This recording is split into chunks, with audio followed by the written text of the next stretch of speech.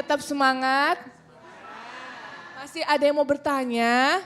Silakan. Silahkan siapa Ada jamaah. Mbak Ika yang mana izin? Ibu, oh ya silakan. Silahkan. Assalamualaikum warahmatullahi wabarakatuh. Waalaikumsalam warahmatullahi wabarakatuh. Saya Ika Ustadz. Sebelum saya bertanya saya mau bercerita. Iya. Saya sudah berumah tangga 10 tahun. Saya mempunyai anak 8 tahun. Suatu hari saya mergokin suami saya video call sama perempuan lain. Terus saya scrolling HP suami saya.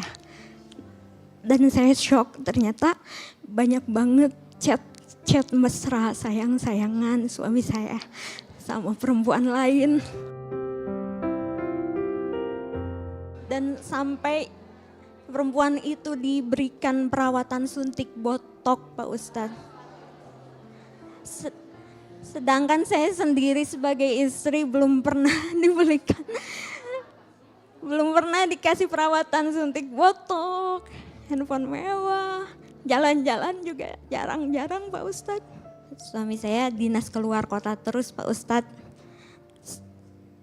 Pantesan saya nggak pernah disentuh selama 10 bulan Pak Ustadz. Ternyata udah kenyang sama perempuan lain. Suami saya bilang katanya dia udah putus Pak Ustadz sama perempuan itu. Tapi saya nyadap handphonenya Pak Ustadz. Ternyata di kantor dia punya handphone baru Pak Ustadz. Khusus untuk teleponan sama selingkuhannya Pak Ustadz. Dan saya dengar dia sayang-sayangan teleponan di kantor gitu Pak Ustadz. Yang mau saya tanyakan, apakah saya harus hidup bersama suami pembohong? Ataukah harus disudahi saja Pak Ustadz dengan cara bercerai gitu Pak Ustadz? Udah 1 tahun berlalu ya Pak Ustadz.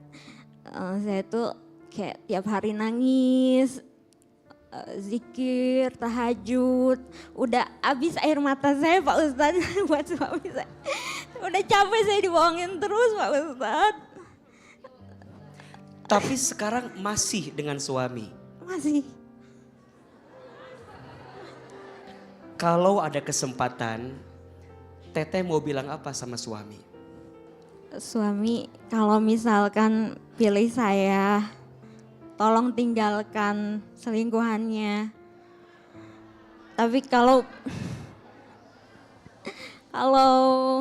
pilih selingkuhannya, tolong tinggalkan saya dan anak saya karena saya gak kuat Pak Ustadz.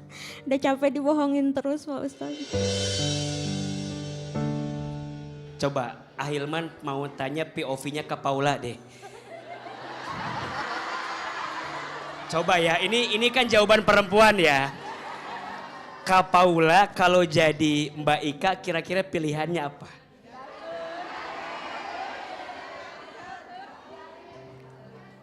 Dengan segala kebodohan saya Ustaz, saya juga masih belajar.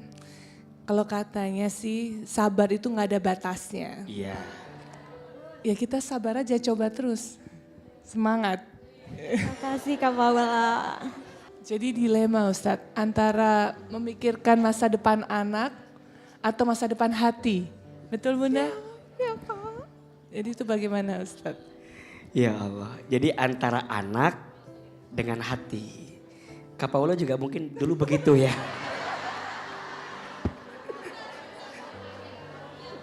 Makanya saya menunggu aja Ustadz. Jangan sampai kita menyesal memutuskan. Bunda, ini kondisinya pergi sulit bertahan sakit.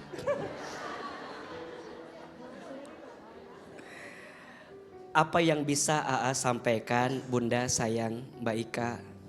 1, istikharah. Minta petunjuk sama Allah. Bangun di sepertiga malam, ambil air wudhu, bentangkan sajadah, sholat, istikharah. Minta petunjuk sama Allah. Walaupun secara gamblang petunjuknya udah dibuka. Tapi ya sudah, dicoba lagi. Semoga ada alasan lain yang menguatkan kita lebih kuat. Jadi gini caranya, Bunda waktu istikharah itu feel free ya, jangan ada sesuatu yang terlalu condong ke kiri dan ke kanan. Lurus aja minta sama Allah. Nanti kalaupun harus bertahan, Allah akan kuatkan kita dengan alasan yang membuat kita bisa bertahan. Contoh, suami bikin salah iya. Tapi ternyata nanti Allah akan tunjukin kebaikan suami yang mungkin luput kita syukuri. Contoh, suami masih ngasih nafkah. Walaupun kesana ngasih botok, sini enggak ngasih. Walaupun kesana handphonenya mewah, kesini enggak gitu ya. Tapi ya sudah, itu feel free aja. Ada kebaikan lain, Teteh punya anak. Boleh jadi nanti ayah ini baik kok sama anaknya. Jadi nanti akan ada pertimbangan yang membuat Teteh juga lebih objektif. Kalau nyari yang sempurna juga gak akan bisa. Rumah tangga itu bukan tentang yang sempurna. Tapi tentang siapa yang bisa menyempurnakan ketidaksempurnaan yang kita miliki. Setuju? Jadi ingat istikharah. 2, istisyarah, musyawarah. Teteh ketemu sama AA, ini cara istisyarah. Maka mohon maaf ya, kajian hati hadir sebagai ruang bercerita dan jawaban atas setiap luka yang kita rasakan. Mungkin di luar sana kira-kira ada enggak yang kondisinya sama kayak Mbak Ika? Yang dibohongi berkali-kali, dikhianati berkali-kali ada? Musyawarah, ngobrol. Teteh ketemu orang tua, ketemu saudara, sok kasih pertimbangan. Nah ada yang ketiga namanya istifta. Istifta itu minta fatwa terhadap hati. Kita punya mata hati masing-masing. Kita bisa menyimpulkan jawabannya tergantung mata hati ngikutnya kemana. Teteh kalau udah gak kuat, lembaikan tangan. Boleh jadi hati ini Allah kosongkan agar ada hati yang baru masuk ke hati kita. Makanya gak usah khawatir. Mbak Ika kalau harus melangkah nanti gak usah khawatir. Kak Paula lihat. Gak usah khawatir. Tenang. Ya enggak? Gugur satu tumbuh.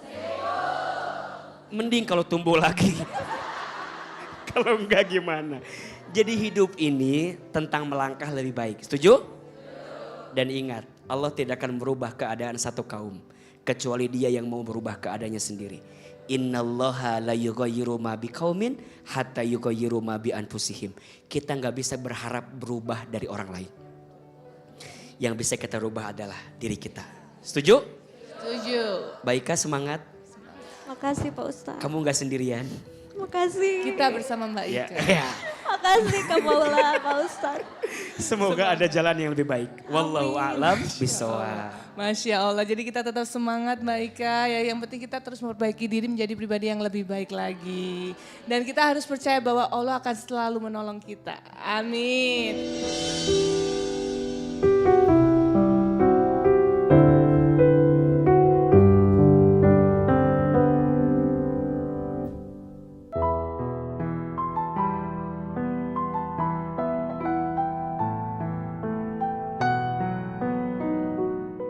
Bunda,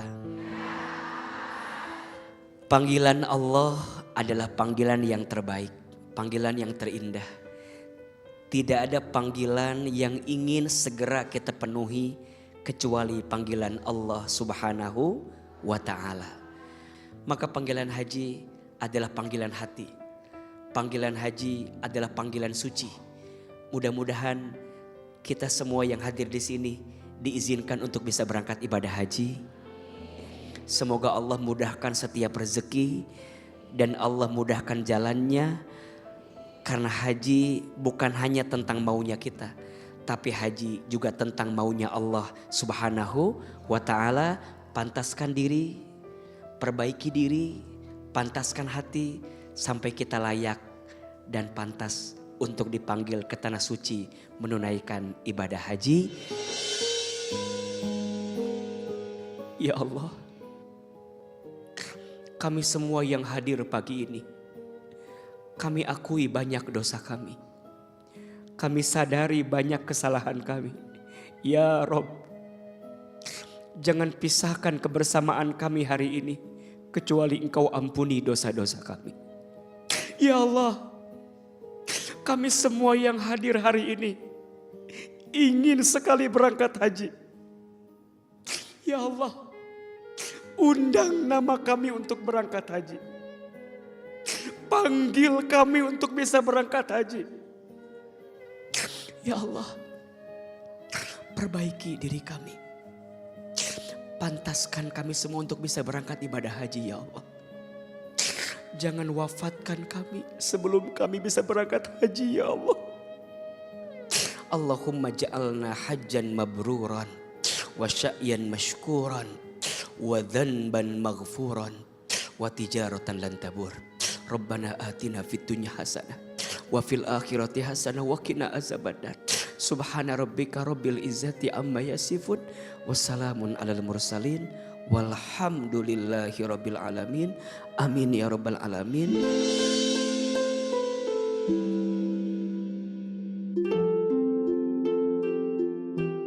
Ya Allah, ringankanlah langkahku menujumu, karena sesungguhnya Engkaulah tujuan akhir dari segala perjalanan. Sesungguhnya kepada Tuhanmu lah tempat kembalimu. Amin. Terima kasih Ustadz Hilman dan juga terima kasih bunda-bunda di sini dan juga pemirsa di rumah. Saya Paula undur diri, sampai ketemu lagi di kajian hati berikutnya. Wassalamualaikum warahmatullahi wabarakatuh. Waalaikumsalam warahmatullahi wabarakatuh.